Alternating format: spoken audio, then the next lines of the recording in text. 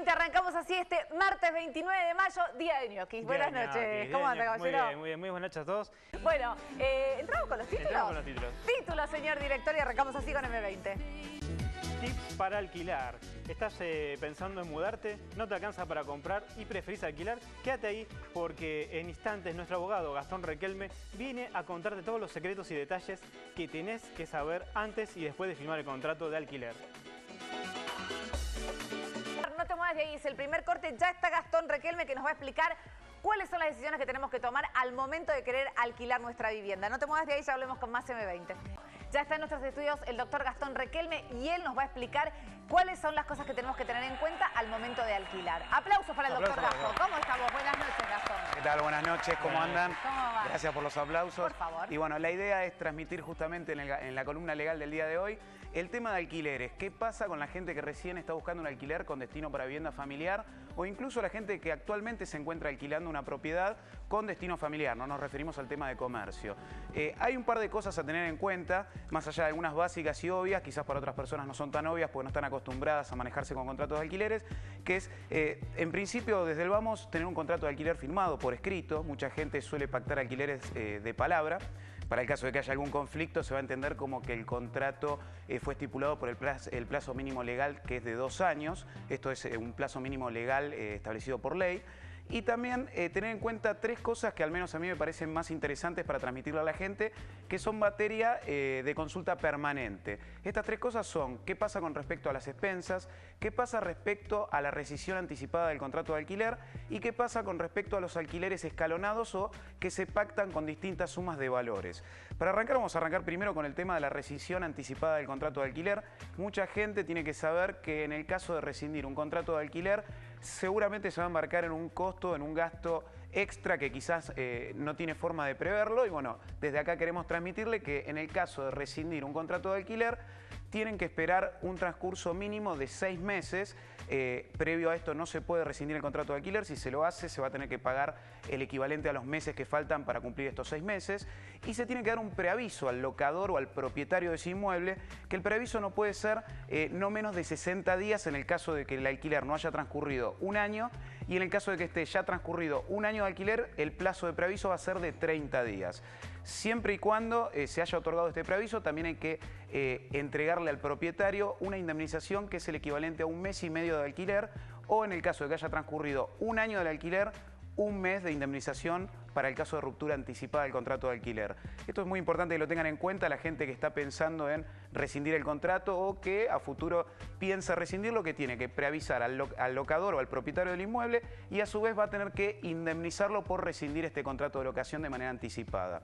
Doc, 2 años son los contratos de alquiler de propiedades... 2 años es el plazo mínimo legal para estipular un contrato de alquiler para el destino de vivienda familiar. Se puede estipular por un plazo mayor, pero en el caso de que no surja del contrato de alquiler, en el caso del contrato escrito, o se haya estipulado de palabra, se va a entender en caso de conflicto que el plazo mínimo es de 2 años, no puede ser menor a 2 años. Y muchas veces se suele estipular a veces cómo bajar este mínimo. Hay algunos contratos, por ejemplo en el caso de turismo, que se suelen estipular en 3 meses, pero en el caso de destino con vivienda familiar es siempre un mínimo de 2 años. 2 años. Y uno deja normalmente 1 mes de depósito, ¿no es cierto? Cuando uno está obligado a dejar no más de 1 mes de depósito para el caso de que obviamente se produzca algún daño dentro de la propiedad que se le entrega al locatario para que la utilice como vivienda. Es importante lo que decís, no más de 1 mes, porque hay muchos lugares que te piden hasta más de 1 mes. Exactamente, justamente la idea es transmitirle eso a la gente, que no se dejen engañar, solamente es 1 mes. Y otro tema importante, que también lo comentaba al principio, que son estos 3 puntos principales, es el tema de los alquileres escalonados. Alquiler escalonado, para la gente que está del otro lado que quizás no lo entiende, es este tipo de alquiler que se pacta 1 año, pagás tanto y a partir del segundo año empezás a pagar tanta cantidad de plata mensual por el tema del alquiler. Esto es lícito, está permitido. Lo que no está permitido son este tipo de cláusulas de que a partir del año que viene las partes se van a reunir para renegociar el monto del alquiler a pagar. Esto está prohibido y sin embargo lo sigo viendo en muchos contratos de alquiler actualmente. De hecho hay muchas inmobiliarias conocidas haciendo este tipo de contratos que no son válidos y en el caso de existir esta cláusula se tiene que tener por no convenida o por nula. Ya sea que se pacte, que negocien las partes o ya sea que se estipule que varias inmobiliarias de la zona tasarán y determinarán el valor del monto del alquiler. ¿Por qué? Porque justamente se busca proteger al locatario o al inquilino de no tener sorpresas con respecto al alquiler que va a pagar, para que de alguna manera pueda prever cuál es el gasto que va a tener y si puede solventarlo a futuro para poder mantener ese alquiler y no incurrir en una falta de pago de alquileres o en un desalojo posterior, ¿no? Claro. Es importante tener en cuenta esto, que está prohibido cualquier cláusula que se aleje de este tipo de alquiler escalonado que les comentaba al principio. Rondan un 20% aproximadamente, ¿no? En realidad es un 20%, pero esto queda, obviamente, como es un convenio privado de las partes, lo pueden estipular las partes de manera diferente, pero siempre tiene que ser un precio determinado y que la otra parte, que el inquilino pueda prever pagarlo, no estipular cláusulas que más adelante se pondrán de acuerdo, porque después vienen los problemas de cómo se ponen de acuerdo o cómo se maneja este tema. Por eso justamente está prohibido este tipo de renegociación. Y otro tema importante en el caso de alquilar un departamento es el tema de las expensas. Este es un tema también que genera mucha duda, es qué tipo de expensas se pagan. Hay dos tipos de expensas, tenemos las expensas ordinarias y las extraordinarias. Muchos inquilinos reciben directamente las expensas sin que se le discrimine cuáles son las ordinarias y las extraordinarias. Lo que hay que decirle a la gente es que solamente el inquilino está obligado a pagar las expensas ordinarias. Las extraordinarias son las que, por ejemplo, responden a pintar todo el edificio, que con esto obviamente se beneficia al propietario o al locador del inmueble.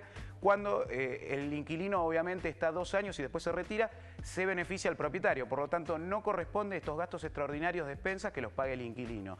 Solamente tiene que pagar los gastos ordinarios de expensas, que son al uso común que va a dar al inmueble, ¿no? Esto es importante también que lo tengan en cuenta, porque se dan situaciones donde a veces el propietario lo obliga al inquilino a pagar este tipo de expensas extraordinarias y no corresponde realmente. Cualquier arreglo que uno haga en forma privada con su locador. ¿El locador o propietario? Sí, o propietario. Debe quedar estipulado, por ejemplo, si yo ingreso a un departamento que no está en las mejores condiciones y entonces el dueño me dice, bueno, yo no te cobro los 3 primeros meses, pero vos lo pones en condiciones, por ejemplo. ¿Eso tiene que quedar por escrito? Se puede llegar a pactar y es importante que quede por escrito para después evitar el depósito que hace uno en garantía, que no se lo devuelvan.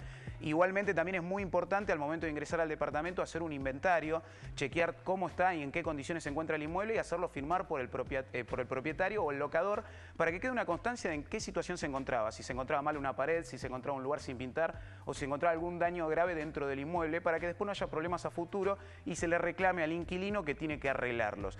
Por eso, lo que vos me comentás puede ser una cláusula que se pacte, pero obviamente tiene que quedar por escrito y evitar utilizar el modo de palabra.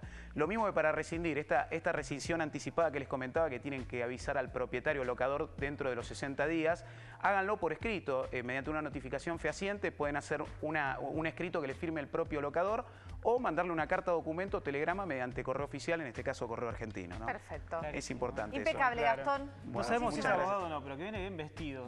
Bueno, ¿Y habla bien. serio? No, Bien. sí, sabes, no, abogado, ¿no? sí, es Sí, abogado. por ahora sí, Yo le vi por el ahora título. sigo. Sí. ¿Viste el título? Sí, es abogado. Bueno, muy bien, de regreso y con mensajes, que Y va con a leer el mensajes. licenciado Loyácono, pues yo estoy estresada de todo el día de trabajo. José Luis, que había preguntado algo para el abogado, dice, ¿qué opina de los ajustes escalonados, ¿no? De cada 6 meses?